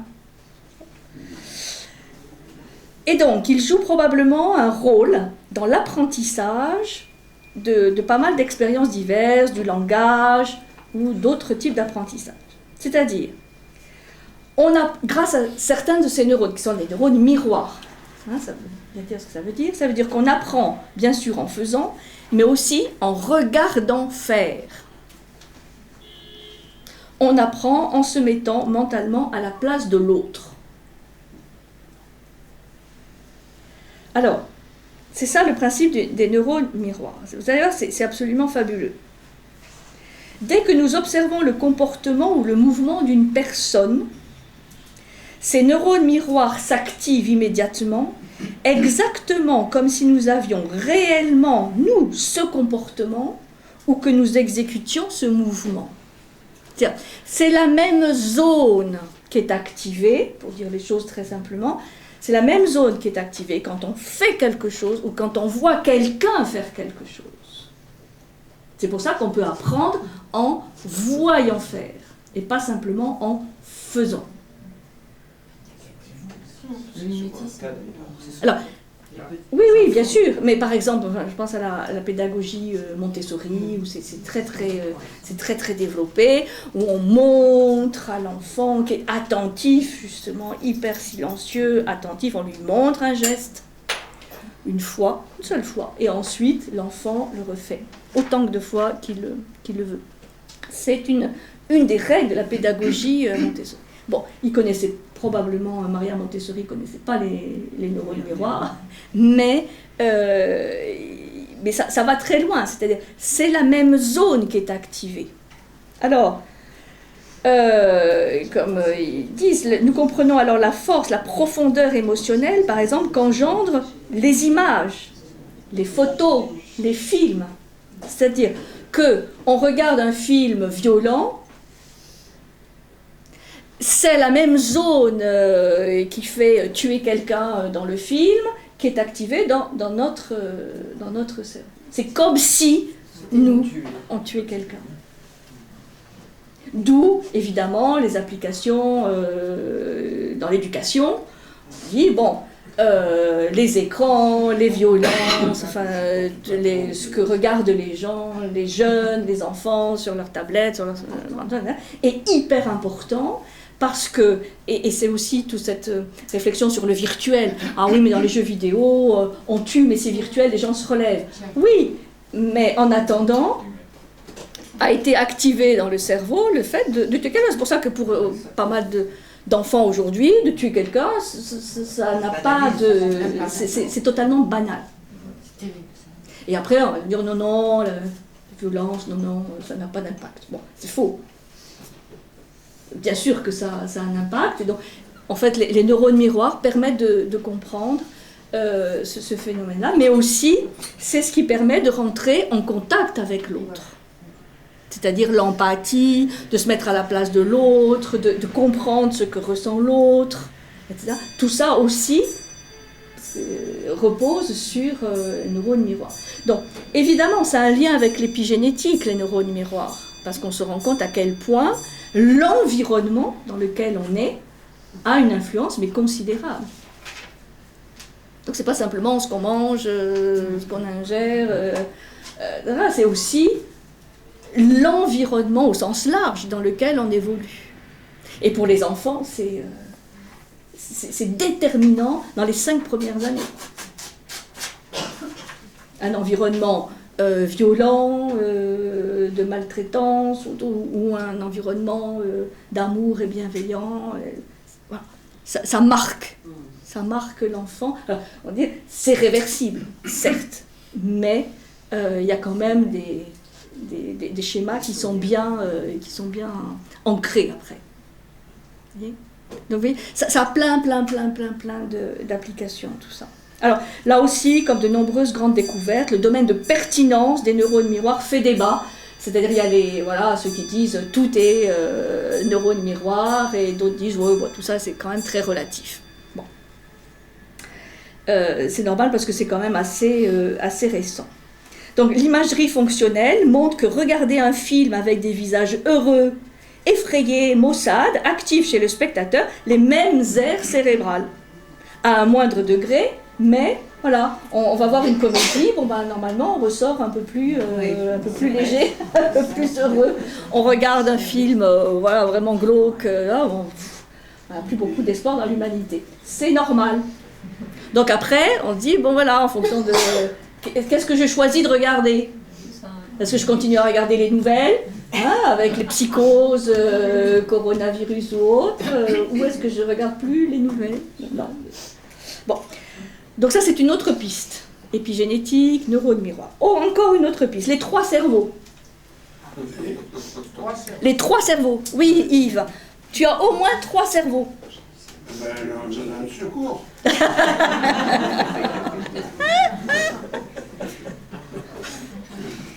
Alors, les découvertes, là aussi, vont très vite. L'intestin. C'est ce qu'il y a dans l'intestin. Oui. Mais tu vas voir, il y a aussi des neurones dans l'intestin. Donc, on dit que l'intestin, vous savez, c'est des nombreux méandres, circonvolutions, que ça ressemble un peu au cerveau, avec tous les méandres. Combien de neurones? Alors là, les chiffres varient. Entre 200 et 500 millions de neurones. Quand même. Donc, c'est beaucoup moins que dans le cerveau, évidemment, la tête, mais quand même. Qui tapissent la paroi intestinale.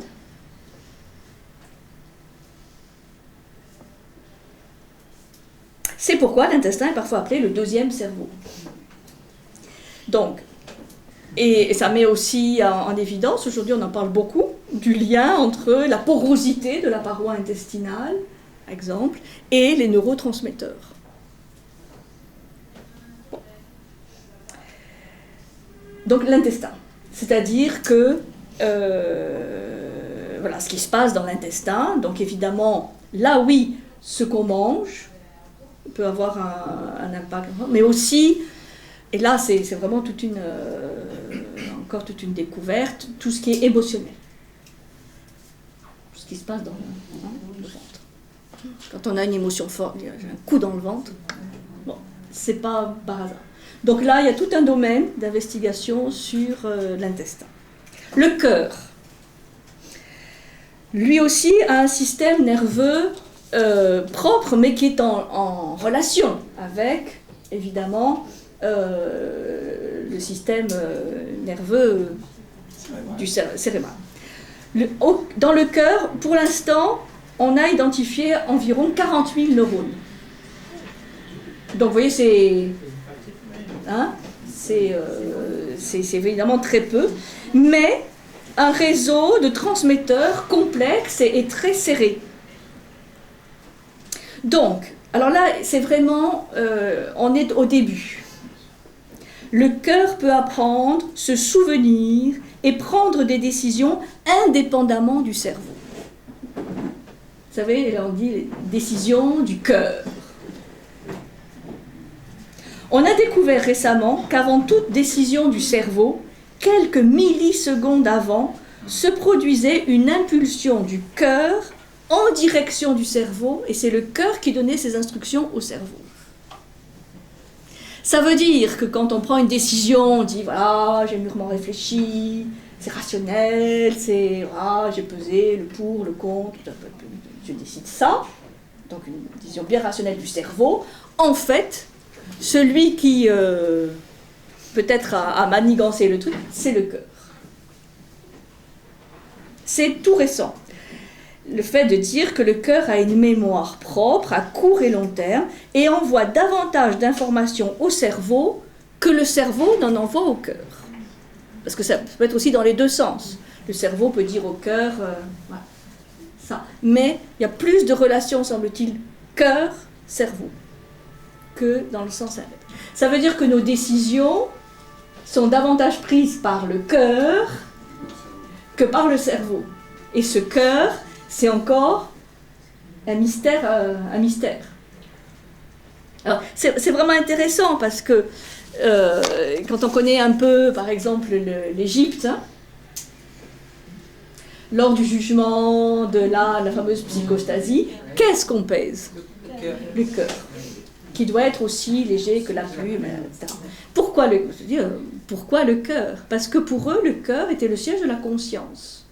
Donc ce n'était pas simplement l'organe, oreillette, ventricule, circulation sanguine, hein, mais un organe hyper important, qui est en fait en plus à peu près au milieu, hein, qui a une position centrale hein, par rapport au corps humain. Et donc, voilà, là, ça ouvre un champ énorme de découvertes à faire sur le cœur, les neurones du cœur, et donc tout le système nerveux du cœur. Et par exemple, les rythmes cardiaques, hein, désordonnés par la peur, l'anxiété, le stress, inhibent notre activité cérébrale et nos pensées. Quand on est stressé, quand on est anxieux, quand on a peur, bon, on sait, hein, le rythme cardiaque change, mais que ça a aussi un effet sur notre capacité de concentration, de pensée, enfin de capacité cérébrale. C'est pour ça que par exemple, dans certaines pratiques de méditation, de pleine conscience et tout ça, qu'est-ce qu'on fait? On essaie d'arriver à cette cohérence hein, entre la respiration, le rythme cardiaque. En principe de ralentir, on ralentit la respiration, on ralentit le rythme cardiaque, et c'est aussi pour avoir un effet sur les pensées. Vous voyez, c'est lié, hein, ce qu'on appelle arriver à une sorte de cohérence cardiaque. Donc, ça veut dire que, en plus de toute la complexité du cerveau qu'on a là, il va falloir étudier le cerveau intestinal, le cerveau du cœur. Et que tout ça, évidemment, est en relation. Il faudra trouver le chef. Et peut-être il n'y en a pas. Et peut-être il n'y en a pas, parce que, voilà, ça dépend aussi, si on en croit l'épigénétique, de l'environnement. C'est différent en fonction des circonstances. Les circonstances, l'environnement, ouais. Bon, et donc ces trois cerveaux développent une mémoire, voilà, donc le cœur aussi a sa mémoire, l'intestin a sa mémoire. Enfin, vous voyez, c'est une autre piste. Alors, il y a les spécialistes voilà, qui maintenant travaillent sur l'intestin, ça développe vraiment plein de... On ne peut pas s'ennuyer avec tout ça. Alors, quoi d'autre? Les neurosciences affectives. Là, on a surtout parlé des neurosciences cognitives, avec les hippocampes, etc., les stades de l'apprentissage, les connaissances, les souvenirs. Mais il y a aussi les neurosciences affectives. Par exemple, Catherine Guéguen, vous avez peut-être entendu parler, a écrit sur neurosciences affectives. Là, c'est le rôle prédominant des émotions. Et là, oui, de l'amygdale, des amygdales, qui sont la sorte de balance émotionnelle. Là, il y a beaucoup d'applications de cela, pour l'instant, dans l'éducation, en pédagogie. Pour comprendre que le cerveau d'un enfant n'est pas le même que le cerveau d'un adulte, et donc il est en train de se construire avec des connexions neuronales qui se consolident, d'autres qui sont abandonnées, et que le rôle des émotions est hyper important. Et que parfois, on ne comprend pas qu'un enfant pleure, crie en disant « arrête tes caprices », alors qu'en fait, il n'a pas l'outil pour ne pas être submergé par une émotion, et le fait de crier, de pleurer, de taper des pieds, et sa manière de dire il y a un problème. Et que souvent dans l'éducation, on ne le comprend pas. Bon, maintenant on ne donne plus de fessées, mais non, mais une petite, et ça repart. Bon, ça, les neurosciences affectives développent tout un ensemble de recherches, dire il y a une violence éducative non volontaire, mais qui est quand même très importante, et de laquelle il faut vraiment se débarrasser. D'où la notion qu'on trouve beaucoup dans ce domaine de bienveillance, qui est souvent mal compris, parce qu'on pense que la bienveillance, c'est vouloir... du laxisme, hein, laisser tout faire, tout dire, ce qui n'est pas du tout ça. C'est bienveillance et exigence. Donc, mais dans un environnement émotionnel qui accepte l'enfant tel qu'il est. Et l'expression de ses émotions tel qu'il peut le faire, avec des moyens qui ne sont pas les moyens de l'adulte. Vous voyez ? Et donc, l'environnement émotif ou émotionnel dans lequel l'enfant va apprendre est évidemment très important. Hein, ça, c'est un peu l'article que j'ai écrit dans la revue, c'est-à-dire dans toutes ces pédagogies alternatives, que ce soit Montessori, Freinet, Steiner ou d'autres, il y a une très grande attention accordée à l'environnement, à la beauté de l'environnement, à l'esthétique. Ça, chez Montessori, il faut que les choses soient belles, avec des belles couleurs, que les objets que les enfants manipulent soient en bois, soient pas en plastique, soient beaux. Voilà. L'environnement est très important. Le rôle de l'enseignant ou de l'éducateur aussi. On ne crie pas après l'enfant, on ne gronde pas l'enfant, on ne punit pas l'enfant. Pour placer l'enfant dans les meilleures conditions d'apprentissage, parce que le côté émotionnel est essentiel dans l'apprentissage. Mais on apprend aussi les mêmes enseignants, mais autrement. Il n'y a pas non plus, ça m'avait frappé à Montessori, on ne punit pas, mais on ne récompense pas non plus. Dans le sens de « Oh, c'est super ce que l'enfant a fait, on va te faire un cadeau, et on en rajoute. » C'est pas bon, parce que ça éduque l'enfant dans le fait de faire des choses par rapport à l'attente qu'il pense que l'adulte a de lui. Et que si elle a les neurones miroirs, l'adulte veut telle réponse, on va la lui donner. Et donc, il y a plein de gestes qu'on fait aussi en croyant bien faire. Hein. Comme on dit, l'enfer est pavé de bonnes intentions, mais qui sont terrifiants pour l'autonomie du futur adulte. Donc, il y a du boulot. Hein. De ton stage de mon stage. Non, mais je veux dire, c'est les applications, vous voyez, médicales, éducatives, sociétales, tout ça, c'est énorme. La notion de plasticité cérébrale, bien sûr. Bon, ça c'est une autre piste, on a déjà un petit peu vu, c'est-à-dire que il y a plusieurs types de plasticité cérébrale, c'est pareil. On révolutionne aussi la manière de voir le cortex, qui est une sorte de peau, comme il l'explique bien Nakache aussi, de peau, comme une écorce, mais avec plusieurs couches, et que c'est dans les couches les plus superficielles que se passe le plus de choses, et pas dans les profondeurs du cerveau. Il y a aussi une révolution sur la notion de cortex, de zone cérébrale. Bon, cette notion de plasticité cérébrale, aussi on dit qu'elle est très importante chez l'enfant, et qu'elle décroît quand même un peu avec l'âge, même si elle continue à être là. Ça va ? Vous voyez, c'est énorme. C'est énorme. Alors je voulais finir par vous raconter 3 petites histoires. 3 petites histoires amusantes que je n'ai pas inventées, mais que j'ai trouvées là. 3 histoires qui défient la mémoire. C'est pour vous montrer le type d'énigmes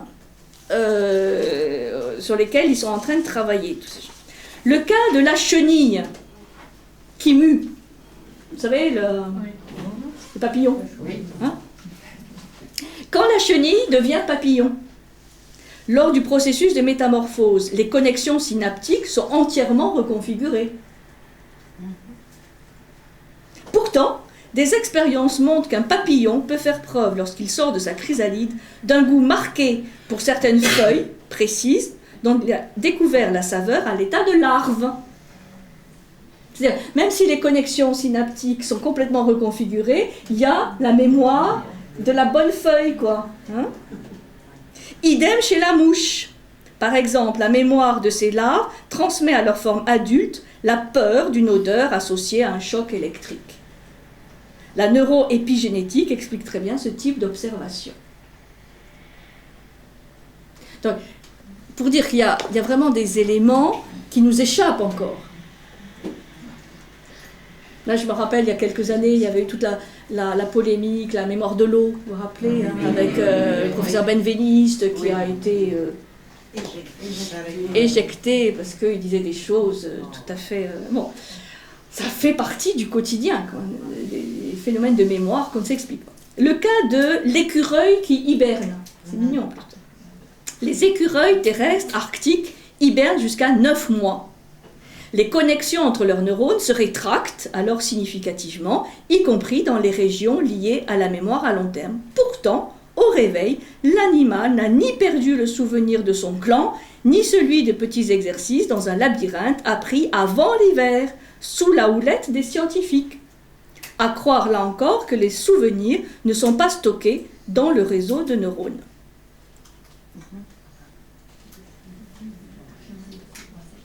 Il se rappelle de plein de choses, alors que, là aussi, le cas du ver décapité. Ah, ça, c'est rigolo. Le cas du ver décapité.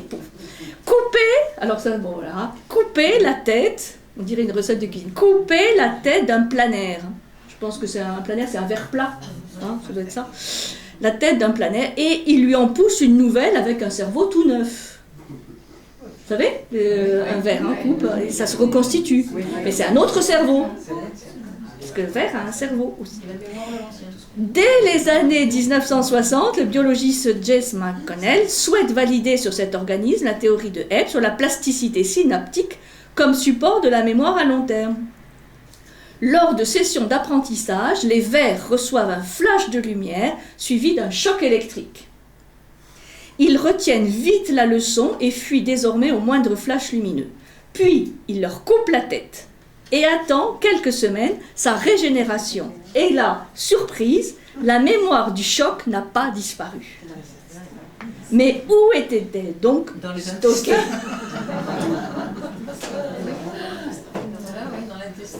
Eh bien oui, il faut faire une théorie. L'intestin du ver planaire. Vous voyez ? Ça, c'est le genre d'énigmes de recherche qui sont en train d'être faites. Évidemment, beaucoup d'expériences sur des animaux, mais évidemment, voilà, on peut imaginer que ce soit un jour transposé. Donc, même si, comme disait Tintin en Chine, Lao Tse disait on va te couper la tête. Bon, même si on nous coupe la tête, peut-être que si jamais elle se reconstitue, elle aura la mémoire de tout. Non, ça c'est pour les vers. Les vers décapités. Je suis pas sûre. Non. Non, ils sont parvenus. Bon. Donc vous voyez, il y a aussi cette idée, comme on disait tout à l'heure à la pause, que dans le cas par exemple de zones ou de zones cérébrales lésées, abîmées ou carrément inexistantes, il y a d'autres zones qui peuvent prendre le relais